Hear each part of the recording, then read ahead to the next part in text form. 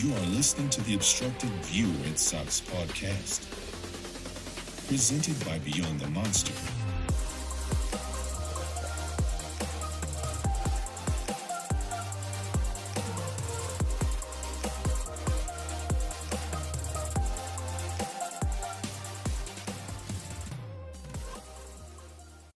So welcome back to the episode of Obstructed View. We got a full house here today with Miggy.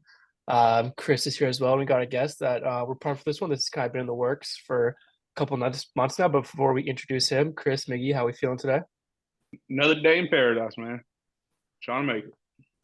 Yeah, no, it's we're a day closer to spring training. I guess it's the best way to put it out there. One day closer to spring training. So in the spirit of spring training, we have a minor league baseball coach with us today, Fabian Castorena. How are you doing today, Fabian? Hey, what's going on, guys? Appreciate you guys having me today. Of course. As we just were talking off this, you're enjoying the warm weather, right, compared to Chris and I in the cold? Oh, absolutely. Actually, it's actually been really cold here in Houston. We've had a couple freezes. It's been down in the 30s, the 20s. Today's almost in the 70s, which is beautiful. You guys know, shorts and t-shirt, tank top weather for me. Yeah. Hey, I'll take that idea up here. Oh, yeah. So starting off, what made you want to get into coaching as a career? Well, it was actually something that I never thought about. I was working for the government and I had the opportunity to work with a lot of kids, and I wanted to see where I can work with kids before they ended up in jail. I was a case manager for the Texas Juvenile Justice Department, where I was in charge of the capital and serious offender treatment program. Kids that would have been lifers in prison if they were adults. So that's when I started realizing I wanted to help kids, and where can I do that? And I said, go back and teach high school. And, something to pass the time, something I always enjoyed was, I played baseball, and I was fortunate enough to earn a scholarship to go play baseball out of high school. And I thought that would be a good place for me to make a positive impact. I know you coached in Katy, right? That's where you started, like in high school. So I was a head coach recently. Well, my last position was a head coach here in Katy ISD. I was Pado High School. We opened it 7 years ago. I was there when it opened, and it was a blessing for me too. Just kind of, going off of that, you said, you kind of mentioned obviously what motivated you into that. What was your philosophy when you took that next step into being coaching, To being coaching into professional baseball, or just coaching in general? Just in general, like, what would you say your philosophy is? When I was in high school, I had the blessing of having really, really good coaches that not only taught you baseball, but they taught you about life and how to be a good person, how to be a good son, brother, etc. And that had a huge impact on me. So I wanted to take that and continue it to my students and players, and teach them not just about sports, but in life in general.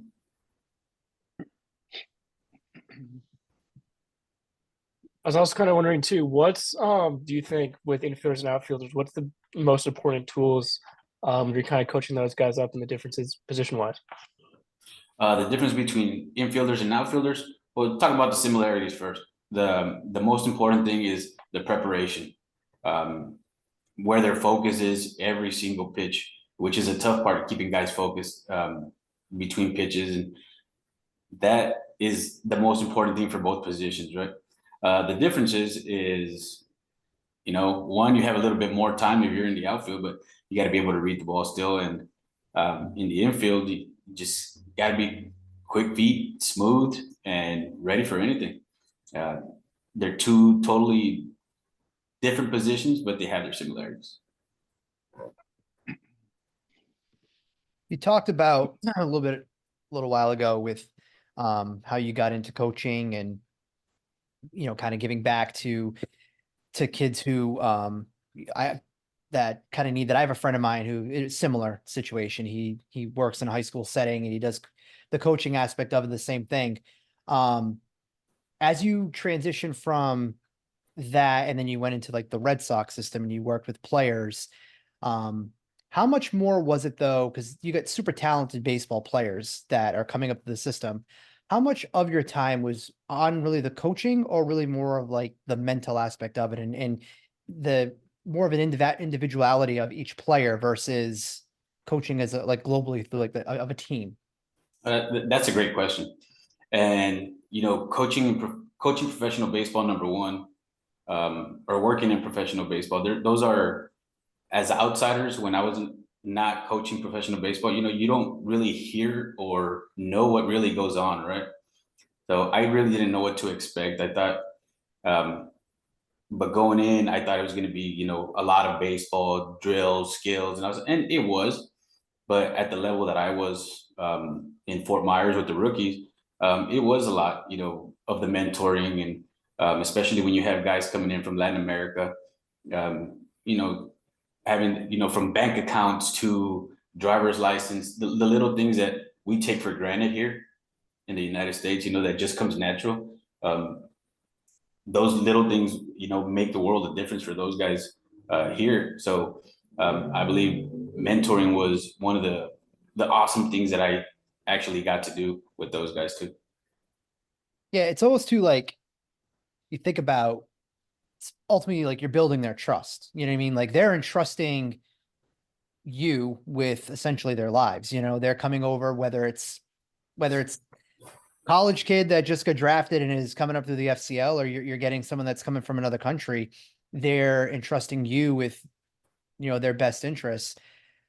What was it though? Like, going from younger kids and getting into the pros, like how did that process happen for you though? Like, how'd you get into hooking on with the Red Sox, or even in general of just getting into professional sports so that way you can make these impacts? Well, it's a funny thing. I was working at a local facility here in Houston, and it was Thanksgiving break. And I was sitting there, and I got a random email from this website I never heard of, Teamwork Online, right? Or Teamworks. And I was like, this is no way that this is how they hire professional coaches. And sure enough, I started putting my applications, and New Year's Eve, I got my first email from the Red Sox, from HR, and they said, we liked your application. Here's your questionnaire. Please complete it as soon as possible. 10 interviews later with so many different people that, you start to believe this is not going to happen, especially for a guy that wasn't drafted.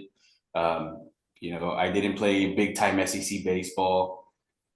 So I never thought that it would be possible for a guy coaching high school to, skip a level, college in general, and make it to the pros. So it was definitely a blessing. I think Brian Abraham and, Andrew Wright, uh, Darren Fenster, and Corey Wimberly, for, trusting me with coaching for the Red Sox in general. Yeah. What was it like to work with some of that young talent too, especially with how the Red Sox have emphasized building up their farm system over the last couple of years? So it's incredible to watch how talented these guys are. And to me, I thought it was especially impressive how the Latin American players get it, and how good they are. Here in the United States, I think the big focus for the kids is, you have to go to school to make it, to, whatever it is that you want to do in your life. Unfortunately for the kids in Latin America, that doesn't happen. If you're good at baseball, guess what? You're going straight into an academy. Your education is on the back burner. And for some of them, it's just, caveman style training, hitting tires, hitting bottle caps, the little things, hitting with a stick, which that doesn't really happen here. And it surprises me that the kids here in the United States that have so much opportunity, have so much, resources, truly don't take advantage of it. So I want to circle back right quick. So you've been a coach for a few years now. You've kind of seen, you weren't really in it before analytics were viewed as what they are now. How much do you value analytics yourself, and just kind of, do you think they play as important a factor as what we think is Well, what everybody man, else is. it's huge. It's huge. Growing up in West Texas, we didn't have much. We didn't have any of the technology. So listening to your coach, like, oh, we don't need that kind of stuff. So I grew up always thinking, well, I don't need that kind of stuff. And then you start realizing as the time starts passing and how much better guys are getting when they have actual data, when you have video, when you have all the tools that just keep coming up to make players better. Yeah, well, we need to have that stuff. Numbers don't lie, video doesn't lie. The eyeball can play tricks on you. Do you still need it? Absolutely. You need to have feel, but the data is very important. Everything's data driven, basically. I can tell you the player's really good, but if the numbers don't match what I'm saying, then somebody's lying, and the numbers don't. Were there any prospects too that you worked with, but that even already when they got to you, you were like, this kid has a bright future, that kind of was already very advanced skill wise, that stood out? Yeah, there's one kid that I really think about that was a rookie. There's a lot of them that I thought that were gonna make it, from the Sedani Rafaela to, man, to Hamilton, and I could go on and on with the list.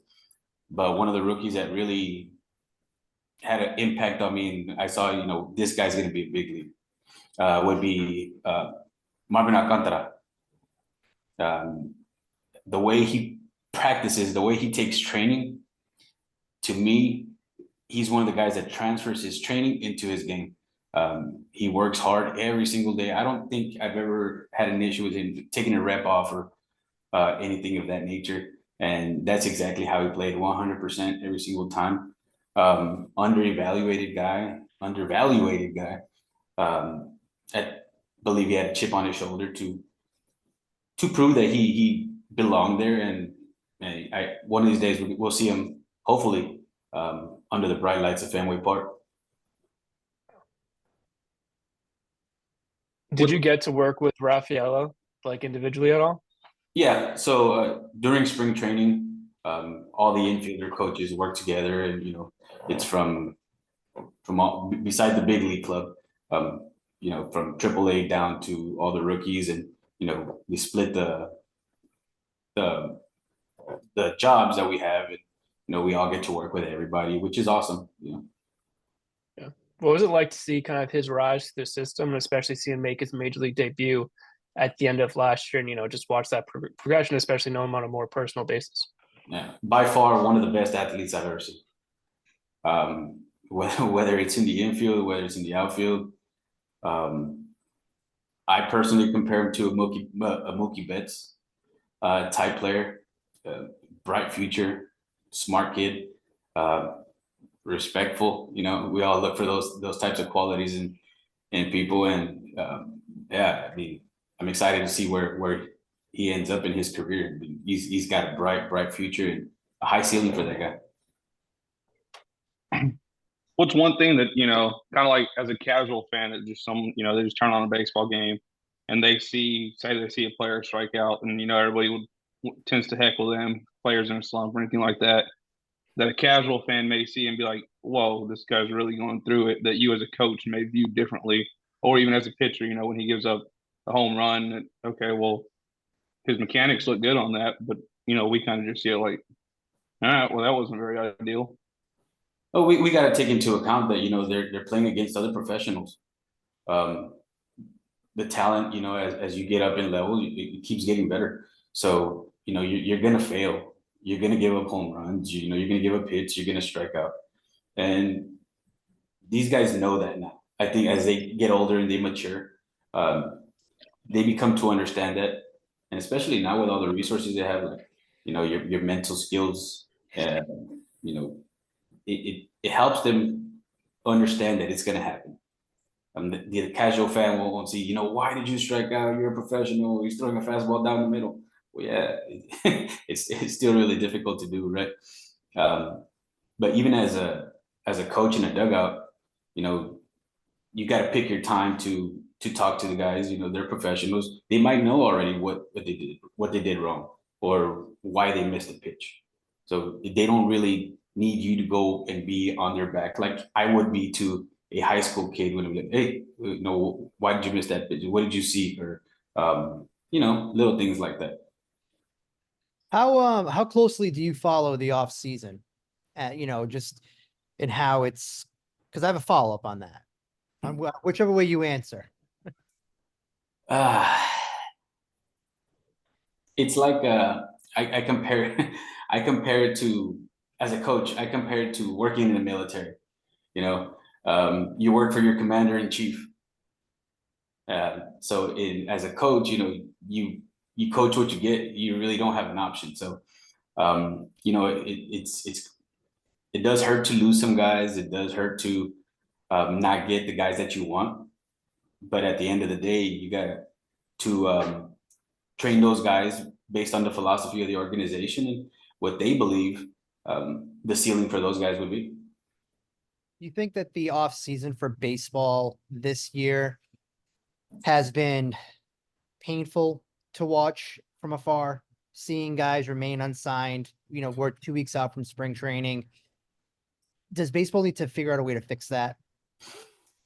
Yeah, and that's a great question. I was actually talking to David Mingden yesterday. Used to be with the Oakland Athletics, and we are talking about, you know, how this process to getting hired as a coach to, you know, getting picked up by a ball club as a player free agent can drag, and it wears on you. And he was telling me that, you know, he didn't get signed. I don't know exactly when it was, but it was 2 weeks already into spring training. So he already thought that, you know, it was going to be an early retirement, and 2 weeks into spring training, he gets a phone call.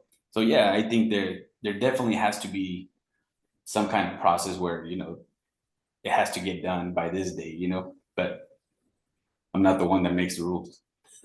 Yeah, because like I've been thinking about it too, because at the beginning of the off season, when it started out slow, someone chirped at me on Twitter and was basically, they disagreed because I like the off season.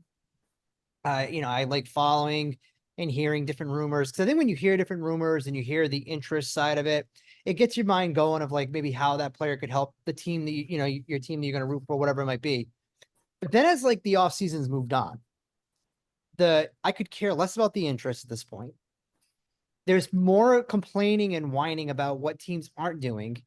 It's almost like I don't know how baseball could fix it, because you can't go. Yeah. You know, you're imposing hard dates on franchises who all run their franchises differently. You know, you were just talking about the Athletics, like the Oakland Athletics, they run their franchise a certain way. New York, the Yankees run it a certain way. The Red Sox are running it in a different way. It's intriguing to think of how they could come up with different ways to almost reward teams. Yeah. But then on the flip side of it too, talking about like minor league players and that stress side of it, there's a handful of minor league players that, you know, we've been kind of keeping tabs with over the course of this off season, who would get calls from various teams. And then all of a sudden they don't hear anything back for 6-8 weeks. And again, now we're 2 weeks out from spring training, and these guys have no idea if they're going to play, when they're going to play. You know, guys are accustomed to playing in AAA, might have to take, you know, deals, and they're going to start in AA. It's a weird dynamic of how baseball's really shifted in the last handful of years. Yeah, and you bring up a great point. It's hard to impose a deadline on, or one deadline for all the ball clubs, because they all work differently, you know, and it's based on the needs of their individual organization. Every front office is different. Like you said, the Yankees run theirs different, Red Sox run theirs different. So it's difficult to make those changes, but there has to be a way to.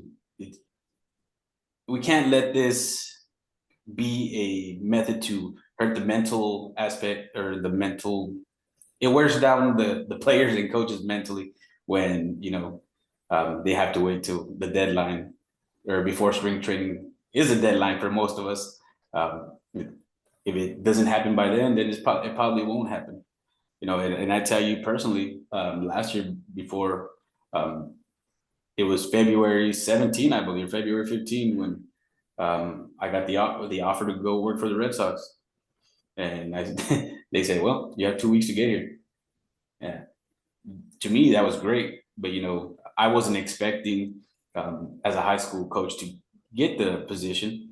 But when guys are professionals and they've been in the league for, numerous years, then yeah, it should be some kind of courtesy where they get to know a little bit earlier so they can prepare their lives, number one, whether they're in Latin America or overseas somewhere, Yeah, I mean, I've said this to the guys before. I've just been surprised that we're 2 weeks from training. So I have guys like Montgomery, Snell, Chapman. I mean, I feel like still half the big top 20 free agents still don't have a home. Less than 2 weeks out. Yeah, I mean, it's tough. And when nobody wants to spend the money and it becomes a lot harder for players and coaches. You got another baseball one? I mean, just outside, just real quick, because just kind of going off of everything that we've talked about here. I'm assuming you went to Fenway. You've been to Fenway before? I actually haven't. No. No. I That's one of the just places didn't I know would if like you were to going go. to see what it felt like if your first time in there.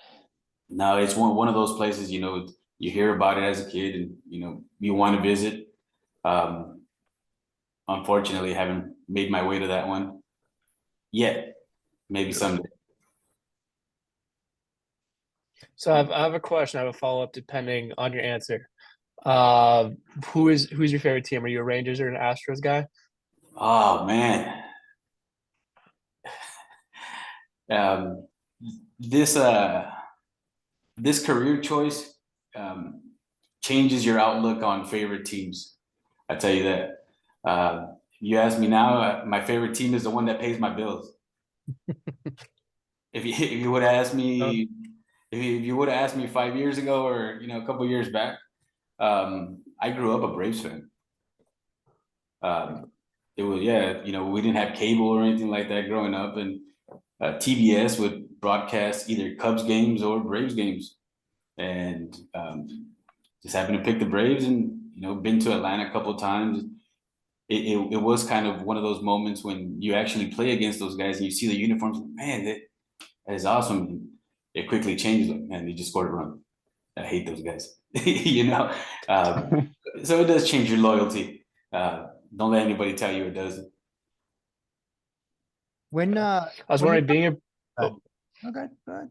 I was say being a Braves guy, the Hall of Fame stuff and Billy Wagner almost making it for whatever his 60 or whatever straight year he's on the ballot. Do you think he's a guy that should get the nod next year?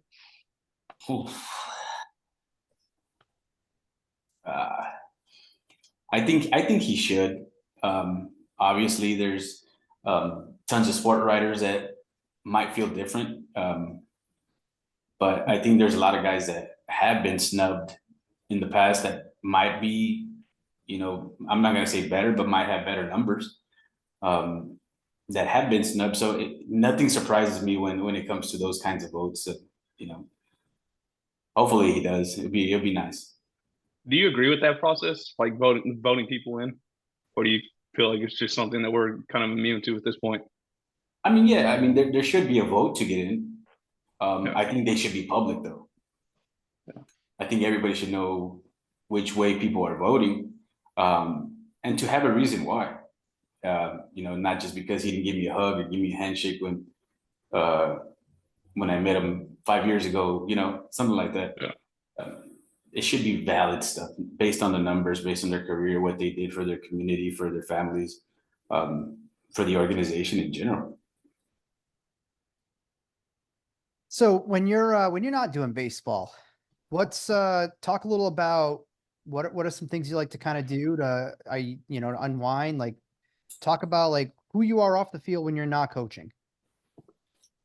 Man, baseball's been part of my life. It's been a part of my life my whole life. So, it's kind of hard to not do it, even in the off season. I actually just started my own company. It's called Castorena Baseball Development here in Houston, where it's just having camps for kids from the beginner to The more advanced kids. I mean, just teaching them baseball, having them fall in love with the game like we did in the past and enjoy it for as long as they can. When I'm at home, I'm spending time with my son, my wife. I actually like to woodwork, uh, build whatever comes to mind, tables, barnyard tables, planners for my wife, whatever. Just something about taking the raw material and then building it into something beautiful, gives you a sense of pride. And I think that's what we do as coaches, as teachers, um, in general too. It's the hardest thing you built. The hardest thing I built was you took mine. probably this barnyard table style, whatever you want to call it, with just a handsaw and building it like a caveman. Oh, you know what? I also did build an outdoor kitchen, just straight out of wood with a drill and a handsaw. Yeah. Later, I bought the tools that I needed. It would have came out better and probably still be standing. How long did that process take to make the kitchen? Oh man. Phew. Well, I tell you, they were building a new house next to mine, so it was easy to get the wood. But it probably took me about a month, from plans and perfectionist, trying to make it look beautiful, paint, sanding, all that stuff. That's like kind of woodworking once in high school was like an extra class. Didn't go well. I definitely could not make a kitchen. Yeah. So I did that for a good, 4 months before pursuing Yeah. other interests. I actually did in college, we did a Habitat for Humanity as one of our things. And I enjoyed it. And, woodworking, and, it's always good to get back to the community. Do the fellas have, because you've always almost given us a half an hour of your time. You guys have any other random questions or anything on the docket that you want to fire away? One-off, Smiggy? Do you I know agree with Miggy had a MLB little- covers? Them with Vlad being the cover? So what? Do you agree with Vlad being the cover?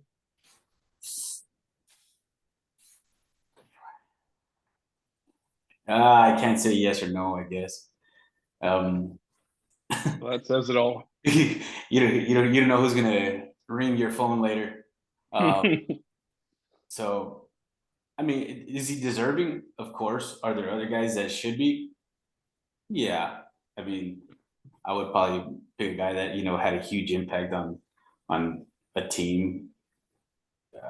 A very good year, maybe Luis Arraez, or I wouldn't want to see a Shohei, but you could put him on there too. I was gonna say they did Shohei 2 years ago. I mean, Acuna, you could argue for it, or obviously the year that he had. I don't know. I don't really mind it.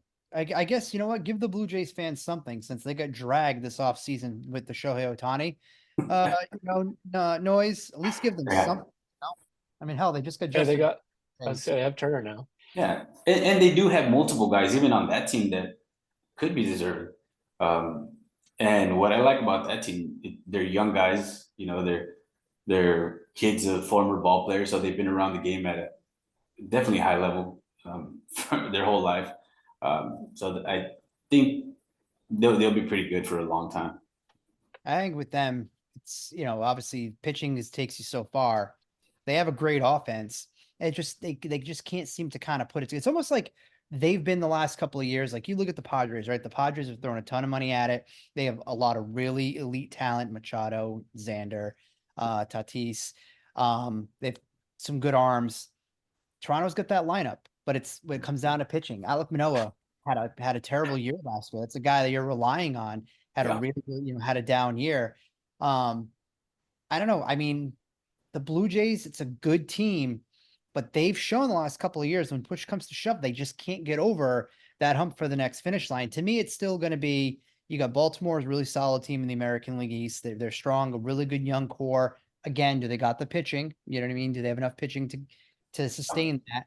Tampa Bay, you can interchange anybody, it seems like, and that team just doesn't miss a beat. And then I do give the Yankees credit, because Look, I've equated the Red Sox and the way they've done business lately to like a finicky 5-year-old child, that everything has to be just so. They're not willing to take a chance. It has to be perfect. Everything has to be perfect and line up. Whereas you got the Yankees, if you're a Red Sox fan, you're going to hate them. With that being said, they're doing everything that you want the Sox to do. They go out, they go get it Juan Soto, whether he signs back or not. I think as a baseball fan, you can appreciate your team doing that, putting your team in that position. Again, do they have enough pitching?